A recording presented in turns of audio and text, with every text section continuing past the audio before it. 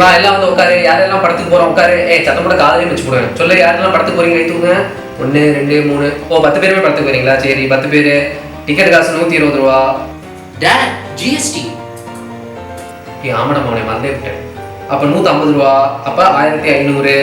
சரி அங்கே போனால் நொறுக்கு திணி தின்னே வீணாக போவீங்க. நொறுக்கு திணிக்கு ஆளுக்கு 50. Date GST.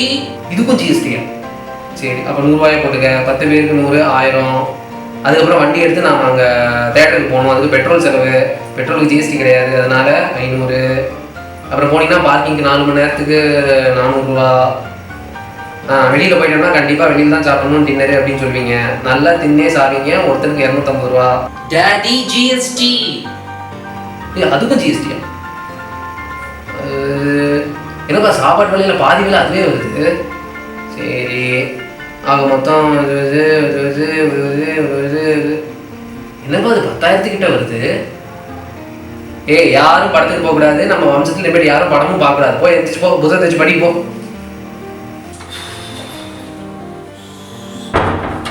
சார் படம் எப்படி சார் இருந்துச்சு? சார் நான் படம்லாம் பார்க்கல சார்.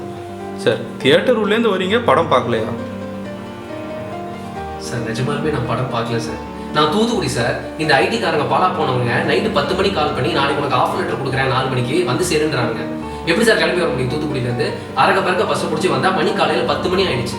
இதுக்கு மேலே லாட்ஜு ஹோட்டல்லாம் போனால் நிறைய செலவாகும் சார். உங்களுக்கு தெரியாதது இல்லை. அதான் நம்ம சினிமா தேட்டர்லாம் ஃப்ரீயாக தானே இருக்குது. புழங்கத்துக்குலாம் நிறைய இடம் இருக்குது. அதான் வந்து ரெஃப்ரெஷ் ஆகிட்டு ஆஃபர் லெட்டர் வாங்க போயிட்டுருக்கேன். வரேன் சார். சார் என்னதான் தியேட்டர் ப்ரைஸஸ் இன்க்ரீஸ் பண்ணாலும் நீங்கள் மட்டும் அடிக்கடி வரீங்களே எப்படி? சார் சினிமாவை தெய்வமாக நினைக்கிறவன், தேட்டரை கோயிலாக நினைக்கிறவன் கண்டிப்பாக வந்துட்டு தான் சார் இருப்பான். நீங்கள் யாரோட சார் இருந்திருக்கீங்க? நான் கேர்ள் ஃப்ரெண்டோட வந்திருக்கேன். பேர் சார்?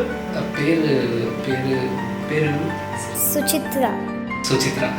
ஸ்விட்சி லீக்ஸா? சார் ஹோட்டலுக்குலாம் போனால் ஆதார் கார்டு கேட்குறாங்க சார். புரிஞ்சுக்கோங்க சார்.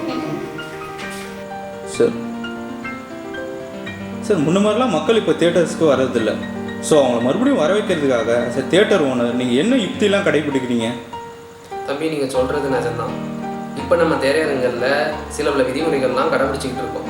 முதலாவது நாங்கள் திரையரங்கை 2ஆக பிரித்து ஒரு பக்கம் நாற்காலிகளும் இன்னொரு பக்கம் ஃபுல்லாக படுக்கைகளும் கொடுக்குறோம். மக்கள் படுத்துக்கிட்டே படம் பார்க்குறதுக்கான சௌகரியம் என் திரையரங்கில் மட்டும்தான் இருக்குது. அது மட்டும் இல்லாமல் அது கூடவே மேஜை காத்தாடியும் கொடுக்குறோம்.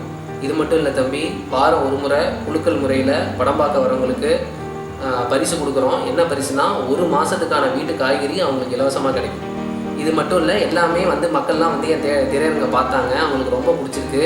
அது மட்டும் இல்லாமல் அவங்களுக்கு ஒரே ஒரு விஷயம் மட்டும்தான் பிடிக்கலன்னு சொன்னாங்க. அது என்ன? அது அண்ணே லைட்ஸ்லாம் பிடிக்கலையாண்ணே? ஆங்கிலம் பேசக்கூடாது. விளக்கு மட்டும்தான் தம்பி நாங்கள் இன்னும் பிடிக்கல. ஸோ இன்னைக்கு நம்ம கிளாஸ்ல பார்க்க போகிறது things that become extinct. So 2018ல் டைகர்ஸ் ஃபுல்லாக எக்ஸ்டிங்க்ட் ஆயிடுச்சு.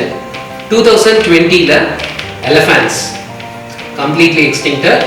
2022 சினிமா தியேட்டர்ஸ் ஃபுல்லாக எக்ஸ்டிங்க்ட் ஆயிடுச்சு. ஓ சினிமா தியேட்டர்ஸா? ஏன் சார்? ஒரு சாமானியன் ரொம்ப கோவப்பட்டான்ப்பா. யாரு சார்?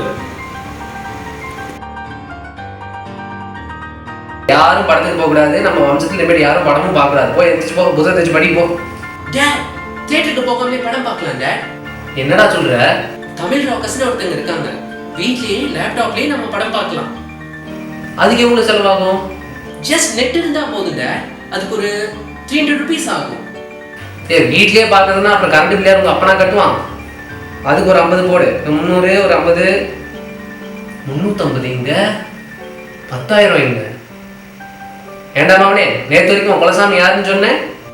சம்திங் கால் கருப்சாமி. இனிமேட்டு தமிழ் ராக்கர்ஸ் தான் நம்ம குலசாமி. போடுறா படத்தை. யாரு சார்? தமிழ் ராக்கர்ஸ்.